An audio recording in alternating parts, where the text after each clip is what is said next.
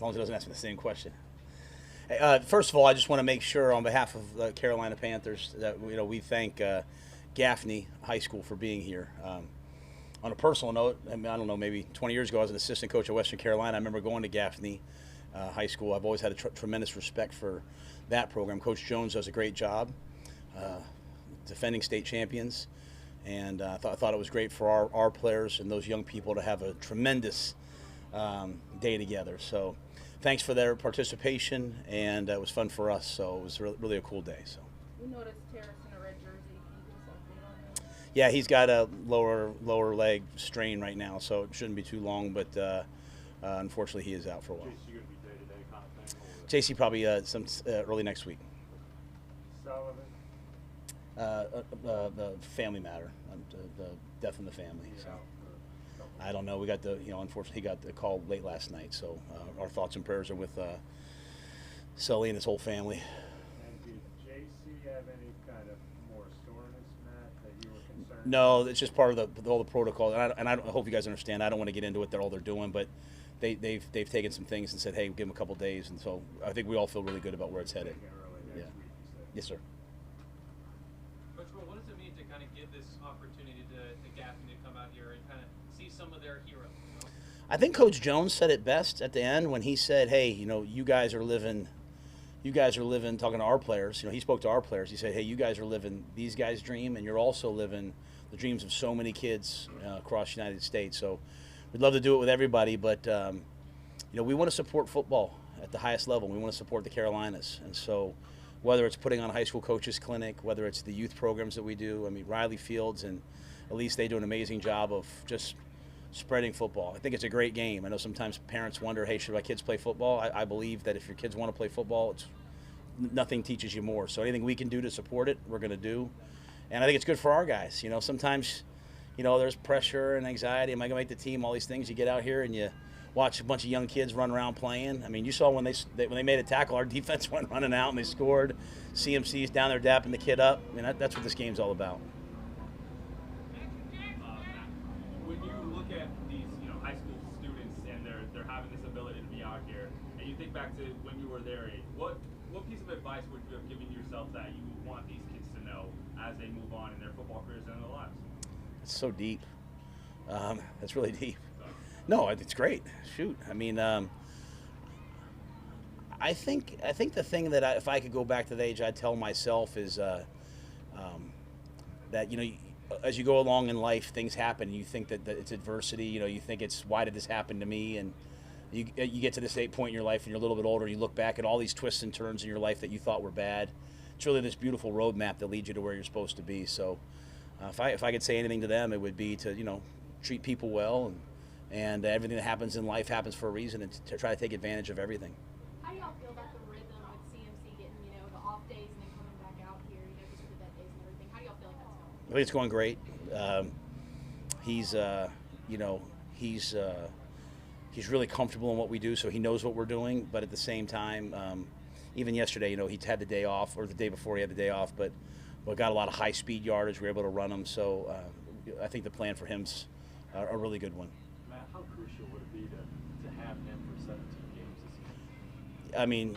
I want all of our players healthy, So Christian's a dominant football player, and he plays a high-contact, high percent of injury position, and we're going to put him out there and play him. And so look forward to him playing, and we're going to take game one and then game two, and we're not even thinking about game one right now. We're thinking about just right now. So we want to have all of our best players available as long as possible, but that's not this league. And the best teams overcome those injuries as the season goes on. You look to what the Rams did last year. Credit to Coach McVay, and they lose Woods, and someone else steps up. So, but I think we're all thinking about Christian one way only, and that's attack. We want him to go attack, and we support him. Matt, did you like when you heard that he proactively sought out Marshall Faulk's advice this offseason and talked to people like that?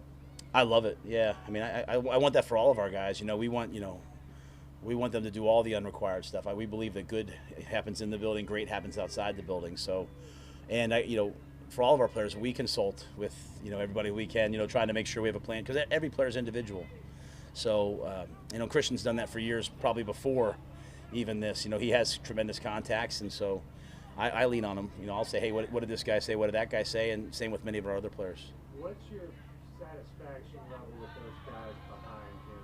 What kind of camps have some of those reserve backs? Chuba's had an excellent camp. The biggest deal with Chuba, the year before we got him, he was coming off, had a high ankle, had the groin surgery. So last year his contact balance was just okay. I thought later in the year it got better and better and better. But the key with him right now is how good he is without the ball in the passing game and in protections. And I think Chuba's growth in protections has been outstanding. We had a great personnel meeting yesterday, and that was really a point of emphasis. He can play on 4 special teams. He can carry the load at tailback, but he can also now add in that third down dimension.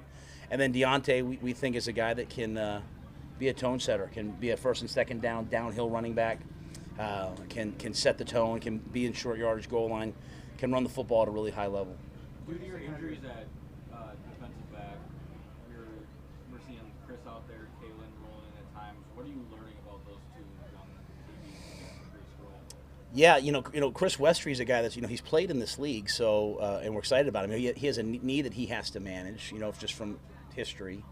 So we want to get him out there in those team reps and see what he can do. And he made a really nice play today. Sorry. The stern looks of DJ Moore and Shaq Thompson. And then Kalen, Kalen's a young player, 10 flats, 10 flats, 10 flat, 10 flat, but there's a lot more to this game than just being fast. And so he has a lot to learn. And so those reps are really, really valuable for him. Matt, we saw you rotate today, Mickey at left tackle alongside Brady, maybe a little more with the first group. Is that kind of the next step? Well, part of it was, Corbett was out today. Corbett had a ingrown toenail they had to remove, so he's out for a day. So they took it off yesterday. So Michael Jordan went over to right guard. But, we've kind of now a couple weeks in, we're going to really see on tape. We're not going to do it based off of where anyone was drafted or what expectations are. We're going to do it off of tape. And so today was a good day to see those guys over there together. And, Campy does a good job of rotating those guys around. What have you seen out of the tight ends so far? I know you talked about helping them get more involved in offense. What do you think? I think they're doing a really nice job. Ian's had a good camp so far. There's a couple things technically that we're still working on with him, but I think he's much more comfortable and involved in the passing game. Tommy's a guy that, it's just a race for consistency because he is so talented. Sully was having a great camp before he got hurt in the passing game, continuing to work with him in the run game. And Colin Thompson's had a really nice camp.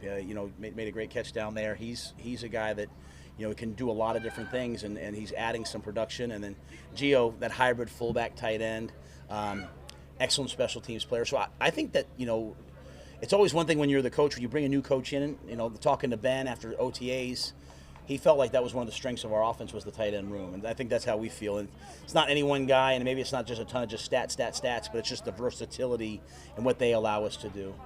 Matt, which drill are you prioritizing the most when it comes to the quarterback competition? It looked like, Sam was succeeding very, very well with red zone drills, and Baker was doing well in 7-on-7s.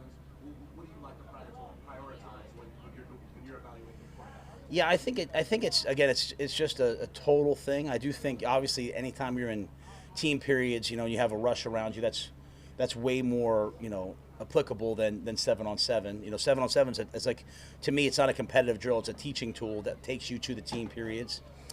You'd like to think that anybody who's going with the ones is going to sometimes play a little bit better, but sometimes with the twos, we have a pretty good defense over there. So we just try to look at it straight across the board over time. And again, it comes down to who can function within the scheme and has great scheme mastery, who has production, who leads the team, and then who takes care of the football, and then finally who manages the situations.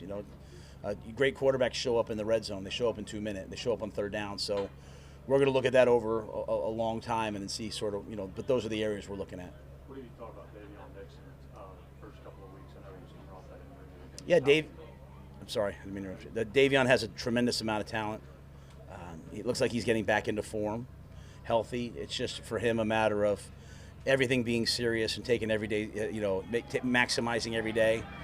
Sometimes young players, they can kind of have one good day, and so it's just, again, consistency from Davion of execution, because if Davion executes, if he has execution, it'll lead to production. Joe, then Ellis. The decision to cut Fletcher yesterday, and Yeah, I think JJ's done a tremendous job, and we feel like, hey, that's gives us the best chance to win moving forward. That being said, I think Fletch is going to play a long time in this league, and it felt like it was the right time for him just to enable him to go find another team. We just kind of said, hey, this is the battery we're going to go with, and that's where we are right now. Thank you, Coach. Oh, thanks, guys. Good to see you. Again, you're welcome for the 8:30 start tomorrow. Can't wait.